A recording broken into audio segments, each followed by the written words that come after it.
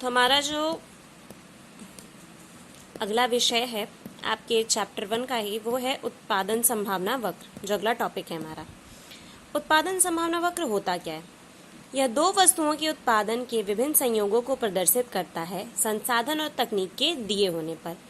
अर्थात अगर आपको संसाधन दिए हुए हैं और तकनीक दिए हुए हैं तो आप दो वस्तुओं के कौन से उत्पादन के संयोग को उत्पादित कर सकते हैं, वही हमारा क्या बताता है, उत्पादन संभावना वक्र। जैसे मान लीजिए कि आपको गेहूं और कपड़े का उत्पादन करना है।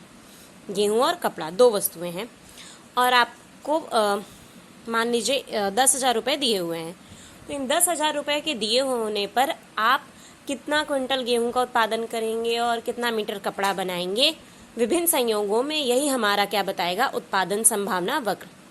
इसे अन्य नामों से भी जाना जाता है, रूपांतरण वक्र इत्यादि। हम जब अर्थशास्त्र में कोई भी सिद्धांत पढ़ते हैं तो उसमें सबसे पहले हमें क्या लेना पड़ता है, मान्यताएं। मान्यताएं मतलब क्या होता है, कुछ चीज़ों को हमें स्थिर मानना पड़ता है ताकि हमारा जो अर्थशास्त्र का नियम है वो बदल ना जाए। जैसे पहला है हमारा संसाधन दिए हुए हैं, मतलब आपको पहले से ही पता रहेगा कि आपके पास कौन कौन से रिसोर्सेज हैं, कौन कौन से संसाधन हैं। जैसे आपको गेहूं का उत्पादन करना है तो आपके पास जमीन होगा, बीज होगी, ट्रैक्टर होगा, ये सारी चीज़ें आपको पहले से दी हुई रहेंगी। तकनीक स्थिर रहेगा। तकनीक स्थिर रहने का मतलब आपको पता रहेगा कि आपको ट्रैक्टर के द्वारा खेत जोतना है, आपको मशीन के द्वारा काम करना है या हाथ से काम करना है, ये सारी चीज़ें। और तीसरा हमारा क्या है, हमें दो वस्तुओं के ही विभिन्न संयोगों को लेना है। मतलब उत्पादन संभावना वक्र किस पे काम करेगा, सिर्फ दो वस्तुओं के उत्पादन पे। हम दो से ज़्यादा वस्तुओं के उत्पादन को इसके माध्यम से नहीं दिखा सकते। आप देख रहे हैं कि उत्पादन संभावना वक्र का हमारा ये ग्राफ है, जिसमें हमने ये हमारा होता है एक्स अक्ष, ये होता है वाई अक्ष। इस पे हमने एक्स वस्तु ली है, मान लीजिए वो गेहूं है। इस पे हमने वाई वस्तु ली है, मान लीजिए वो कपड़ा है। तो उत्पादन संभावना वक्र हमारा किसी भी बिंदु पे हो सकता है। इस बिंदु पे हो सकता है, इस बिंदु पे हो सकता है, इस बिंदु पे हो सकता है, इस बिंदु पे हो सकता है, इस बिंदु पे, किसी पे भी हो सकता है। अगर हमने इस बिंदु पर प्रोडक्शन कर रहे हैं, इस बिंदु पर उत्पादन कर रहे हैं, तो इसका मतलब हम वाई का ज़्यादा उत्पादन कर रहे हैं और एक्स का उत्पादन कम कर रहे हैं। वहीं दूसरी तरफ अगर हम x इस बिंदु पर उत्पादन कर रहे हैं तो हम x का ज़्यादा उत्पादन कर रहे हैं और y का उत्पादन कम कर रहे हैं। तो ये क्या बता रहा है, दो वस्तुओं के विभिन्न उत्पादन के संयोगों को बता रहा है कि हम इतना y बनाएंगे, इतना x बनाएंगे, या इतना x बनाएंगे और इतना y बनाएंगे। या अगर कहीं इस बिंदु पे हैं हम, तो हमारा क्या होगा, इतना क्या बनेगा x, ये हमारा इतना क्या बनेगा x, और ये इतना हमारा क्या बनेगा y। तो हम किसी भी बिंदु पे हो सकते हैं, a बिंदु पे हो सकते हैं, b बिंदु पे हो सकते हैं, c बिंदु पे हो सकते हैं। ये सब हमारा क्या दिखा रहा है कि ये उत्पादन के विभिन्न संयोगों को प्रदर्शित कर रहा है। जैसा कि मैंने एक टेबल भी बनाया है। मान लीजिए हमारे कितने कॉम्बिनेशन है, 5, A B C D E, और इस पे हमने दो वस्तु ली, वही मान लीजिए कपड़ा और गेहूं। तो अगर हम 10 कपड़ा बनाते हैं, मान लीजिए हम क्या यहाँ पे होंगे, इस बिंदु पे अगर होंगे, तो यहाँ पे हमारा क्या है, x जो है वो 0 है और ये पूरा y का ही प्रोडक्शन हो रहा है। मतलब इस गेहूं का उत्पादन कितना हो रहा है, यहाँ पे 0 हो रहा है इस बिंदु पे, और ये पूरा उत्पादन किस पे खर्च हो रहा है, कपड़े पे। मतलब जो धारा दिखा रहा है 0 और 10। वहीं अगर हम b बिंदु पे हैं तो थोड़ा कपड़ा बना रहे हैं और इतना गेहूं बना रहे हैं। वहीं अगर हम c बिंदु पे हैं तो हमारा क्या बता रहा है, 2 हम बना रहे हैं गेहूं और 7 बना रहे हैं कपड़ा। d पे हैं तो 3 हम बना रहे हैं गेहूं और 4 कपड़ा। वहीं ई बिंदु पे, मान लीजिए इस बिंदु पे अगर होंगे तो पूरा संसाधन तकनीक किस पे खर्च होगा, एक्स वस्तु पे, और वाई वस्तु की कुछ भी मात्रा नहीं बनेगी। तो यही हमारा क्या दिखा रहा है कि उत्पादन के विभिन्न संयोग है। चाहे हम संयोग ए बनाएं, चाहे संयोग बी बनाएं, चाहे संयोग सी बनाएं, चाहे संयोग डी बनाएं या संयोग ई बनाएं। ठीक है, तो उत्पादन संभावना वक्र हमारा क्या दिया है, बताएगा संसाधन और तकनीक के दिए हुए होने पर हम विभिन्न वस्तुओं का किस प्रकार से उत्पादन कर सकते हैं। ये जो हमारी रेखा होती है उत्पादन संभावना वक्र की, ये क्या प्रदर्शित करती है कि संसाधन हमारे पास कितने हैं।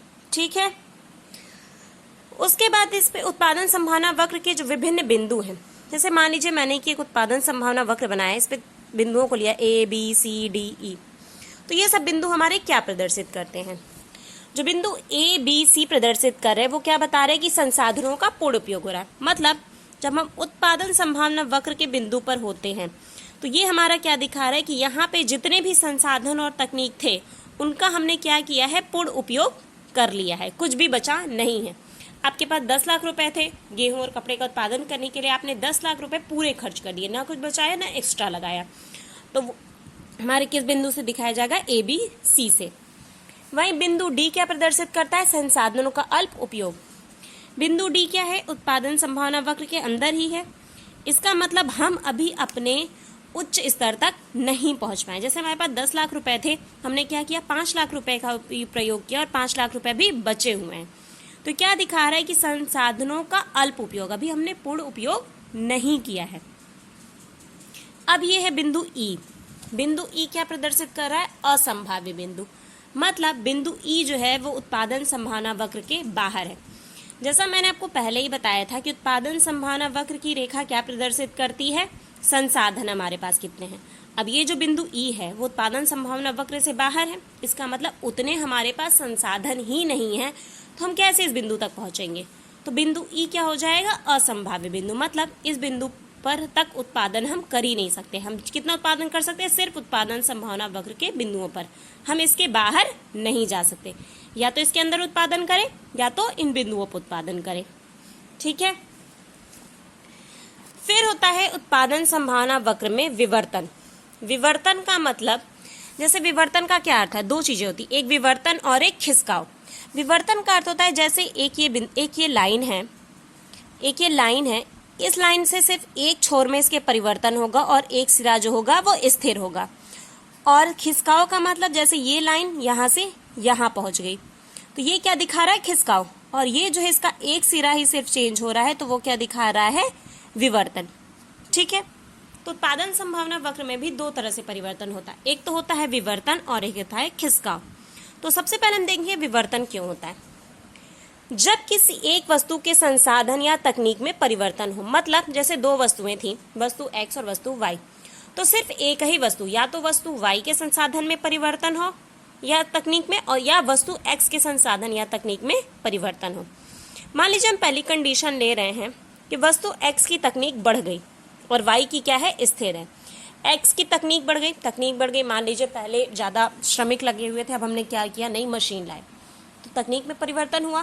तो अब क्या होगा, x का उत्पादन बढ़ जाएगा और y का क्या होगा, स्थिर रहेगा। तो पहले ये जो हमारा xy था उत्पादन संभावना वक्र, अब हमारा क्या हो जाएगा, yx डैश। उत्पादन पहले x का यहाँ तक हो रहा